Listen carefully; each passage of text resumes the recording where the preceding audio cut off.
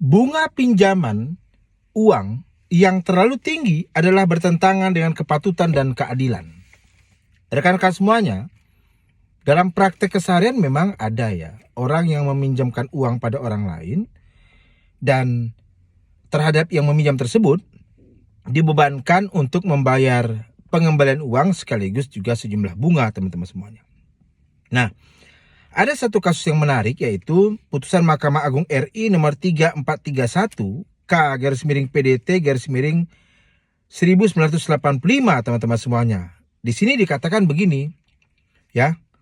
Dalam perkara ini, tergugat telah meminjam uang kepada penggugat dengan janji adanya bunga sebesar 10% setiap bulannya. Dan tergugat menyerahkan buku pembayaran dana pensiun milik tergugat sebagai jaminan atas utang tersebut. Seiring berjalannya waktu, tergugat tidak mampu lagi membayar hutangnya tersebut karena dagangannya merugi.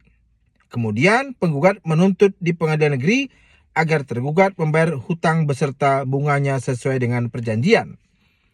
Nah, pengadilan negeri dalam putusannya telah mengabulkan gugatan penggugat dan menghukum tergugat untuk membayar hutangnya dengan bunga sebesar 4% setiap bulannya terhitung sejak perkara masuk di pengadilan sampai putusan ini berkekuatan hukum pasti, teman semuanya. Kemudian pengadilan tinggi dalam putusannya telah memperkuat putusan hakim pertama yang dimohonkan banding. Nah, Mahkamah Agung dalam putusan kasasi telah membatalkan putusan yudek faksi Pengadilan Tinggi Semarang karena yudek faksi dinilai telah salah menerapkan hukum.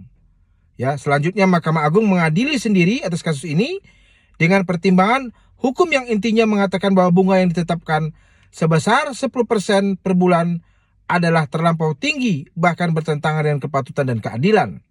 Mengingat tergugat adalah seorang purnawirawan yang tidak berpenghasilan lain, ketentuan dalam perjanjian untuk menyerahkan buku pembayaran dana pensiun sebagai jaminan juga bertentangan dengan kepatutan dan keadilan. Nah, rekan-rekan semuanya, mungkin saya terlalu cepat membacakannya ya, tetapi begini, intinya adalah bunga pinjaman uang yang terlalu tinggi karena bertentangan dengan kepatutan dan keadilan itu dapat dilakukan yang namanya koreksi atau kemudian pendapat yang berbeda oleh pengadilan, teman-teman semuanya.